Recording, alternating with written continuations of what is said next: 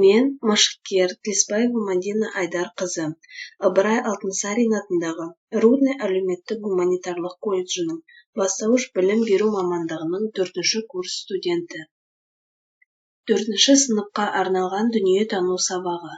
Тақырып: жасанды ортадағы менің қауіпсіздігім. Оқу мақсаты. Сабақ мақсаты.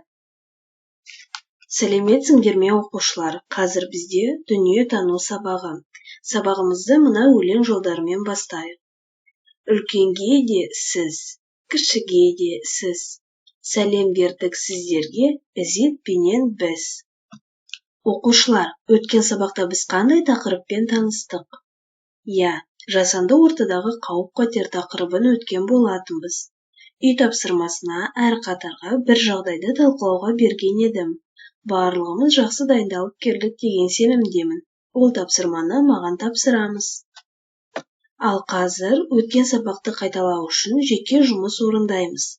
Берілген сурет бойынша бөлмеге газ таралғанда не істеу керек екенін жазыңдар. Тапсырманы орындап болсақ, тақтадағы бағалау критерийлеріне назар аударамыз. Әрі қарай тақтада берілген суреттерге назар аударамыз. Суреттерге қарап, жасанды ортада болатын қауіп-қатер туралы, оның қауіпсіздігін қалай сақтау керек екенін түсіндіріңдер. Жарайсыңдар балалар. Қалай ойлайсыңдар, бұл тапсырманың бүгінгі сабаққа қандай қатысы бар? Дұрыс айтасыңдар, бұл тапсырма біздің жаңа тақырыпқа байланысты. Жаңа тақырып: жасанды ортадағы менің қауіпсіздігім. Бұл сабақта сендер көшеде жүрудің қауіпсіздік ережелерін естеріңе түсіресіңдер, өз қауіпсіздіктеріңді жоспарлауды үйренесіңдер. Балалар, білесіңдер ме? Күн сайын үйден шыққан адамға түрлі жағдайлар кез болуы мүмкін. Ол қандай қауіп-қатерлер болуы мүмкін? Ендеше мені мұқият тыңдаймыз. Адам қолмен жасаған жасанды орта деп елді мекендерді, тұрғын үйлерді, жолдарды, көлік құралдарын, техникалар мен басқа да көптеген дүниелерді айтуға болады. Олардың бәрін адам өзінің өмірін жақсарту үшін жасады. Алайда, олардан келетін қауіп-қатерлер де бар. Солардан өзіңді қалай сақтандыруың керек? Көшеге шыққанда сен жаяу жүргінші, не велосипедші, не көліктегі жолаушы боласың. Соның бәрінде сақталуы тиіс қауіпсіздік ережелері бар.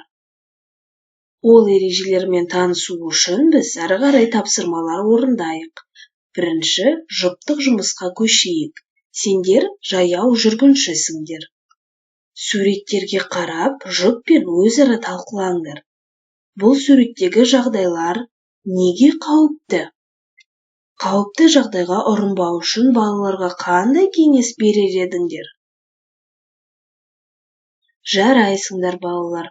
Енді бағалау критерийлеріне назар аударамыз.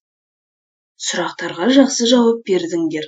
Ендеше жаяу жүргіншінің сақтайтын ережелерін мұқият тыңдаймыз. Біріншіден, тек жаяу жүргіншілер жолымен ғана жүру керек.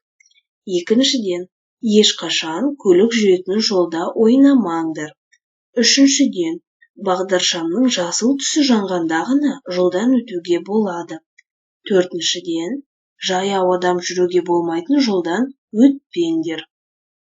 Барлығымыз мұқият тыңдап, есімізге сақтап отырамыз. Келесі тапсырма: жеке жұмыс. Сендер велосипедшісіңдер. Сендерге велосипед сатып әперсем, оны қандай жерде тебетіндеріңді біліп алыңдар.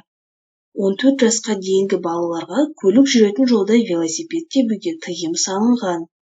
Ал егер жолдан өту керек болса, велосипедтен түсіп, оның рулінен ұстап, жаяу жүргіншілердің жолымен өтулерін қажет. Мына суретке барлығымыз мұқият қарайықшы. Бұл жағдай неге қауіпті? Қала көшелерінде велосипед тебуге арналған жол бар ма? Оның белгісі қандай? Жарайсыңдар балалар, өте керемет. Ендеше бағалау критерийлеріне назар аударамыз. Ал енді келесі тапсырма: сендер көліктегі жолаушысыңдар. Берілген ережені оқыңдар. Көлікте отырған жолаушы қандай ережелерді білу керек? Түсіндіріп көріңдер. Жарайсыңдар, балалар. Келесі жеке жұмыс. Сендер көліктегі жолаушысыңдар. Берілген ережені оқыңдар. Көлікте отырған жолаушы қандай ережелерді білу керек? Түсіндіріп көріңдер. Жолаушының сақтайтын ережелері. Көлікте келе жатқанда терезеден басыңды шығарма. Көлік жүргізушіні алаңдатпа. Көлікке тек жаяу жүргінші жолы жағынан мініп түс. Жарайсыңдар, балалар. Бұл ережелерді есімізге сақтап аламыз. Түсіндіріп көрдіңдер. Ендеше бағалау критерийлеріне назар аударамыз. Ал енді ары қарай жұптық жұмыс орындайық. Суреттегі жол белгілерін естеріне түсіріңдер. Ескерту, тыйым салу белгілері нені меңзейтінін түсіндіріңдер. Үйіңнің айналасында қандай қауіпті жағдайлар болуы мүмкін? Құрылыс алаңында немесе трансформатор күркесінің жанында ойнамаңдар. Саябаққа немесе орманға жалғыз бармаңдар. Осы ережелерді не үшін сақтау қажет екенін парталастарына түсіндіріңдер. Бұл жұптық жұмыс. Жарайсыңдар, балалар, өте керемет. Енді бағалау критерийлеріне назар аударамыз. Өте керемет, балалар. Балалар, мына жерде Арман мен Майра екі пікірге бөлініп кеткен. Арманның ойынша, көшеде бейтаныс адам көмек сұраса, бас тартпай сыпайы болу керек дейді. Ал Майраның ойынша, қылмыскердің алдауына түспес үшін әрдайым өз қауіпсіздігіңді естен шығармауың керек дейді. Қалай ойлайсыңдар, кімнің пікірі дұрыс? Кімнің пікірі дұрыс екенін білсеңдер, сол пікірді дәлелдеп көріңдер. Өте керемет. Енді бағалау критерийлеріне назар аударамыз. Балалар, білесіңдер ғой, бағалау критерийлерінде ұпайды жазып отырамыз. Ендеше әрі қарай біз топпен жұмыс жасаймыз. Жағдайды талқылаймыз. Бірінші топқа бірінші жағдайды, екінші топқа екінші жағдай, ал үшінші топқа үшінші жағдайды беремін. Осы үш жағдайды талқылаймыз. Бірінші жағдай. Көшеде танымайтын адам сені алып келу үшін анаң жұмсап жібергенін айтса, не істейсің? Екінші жағдай. Танымайтын адам сені мәшинеге отыруға шақырып, балалар бағдарламасына түсіруге алып баратынын айтса, еріп барасың ба? Үшінші жағдай. Көшеде біреу қалдырып кеткен қапшық тауып алсаң, не істейсің? Жарайсыңдар, топпен тапсырманы орындап болсақ, бағалау критерийлеріне назар аударамыз. Енді барлығымыз қауіп-қатер төнгенде сақталатын ережелерді мұқият тыңдаймыз. Қауіп-қатер туындайтын жағдайларда алдын ала болжау. Мүмкіндігінше қауіпті жағдайдан аулақ болу. Қауіп төнген жағдайда ғана әрекет ету. Барлығымыз мына диаграммаға қараймыз. Балалар жиі ұшырайтын көше оқиғасының себептерін атаңдар. Қорытынды жасаңдар.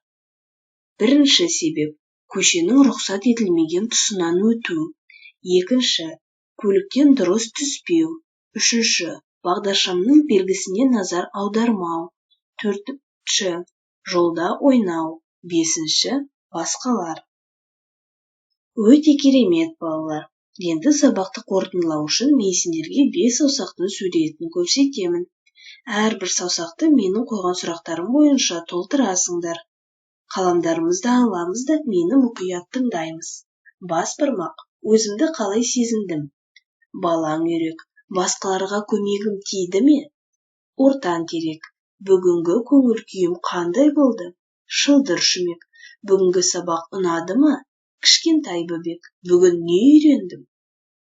Жарайсыңдар, балалар, өте керемет. Ендеше үй тапсырмасын жазып аламыз. Үйге тапсырма. Жасанды ортадағы менің қауіпсіздігім тақырыбын оқып, мазмұндап келеміз. Қауіпсіздік ережесін жаттап, мұқият есімізге сақтаймыз. Оқушылар, біз сабақтың басынан бастап, критериалды бағалау арқылы ұпайларымызды жазып отырдық. Ендеше қорытындылайық. Бүгінгі сабақта кім жоғарғы ұпай алса, жарайсыңдар. Өте керемет. кімде-кім орташа ұпай алса, келесі сабақта одан да жақсы талпынып, жоғары ұпай алуға тырысыңдар. Ал кімде-кім төмен ұпай алса, сабаққа деген ынтамызды арттырамыз, сабаққа қызығушылығымды оятамыз. Әрі қарай сабаққа белсенді қатысамыз. Жарайсыңдар балалар, ендеше бүгінгі сабақты мына күлегештер арқылы аяқтайық. Бірінші күлегеш: сабақ ұнады. Екінші күлегеш: сабақ ұнады, бірақ түсініксіз жерлері болды. Үшінші күлегеш: сабақ ұнаған жоқ. Жарайсыңдар балалар, бүгінгі сабақ мен үшін өте қызықты өтті. Сендер де сабаққа белсене қатыстыңдар. Сабақ аяқталды.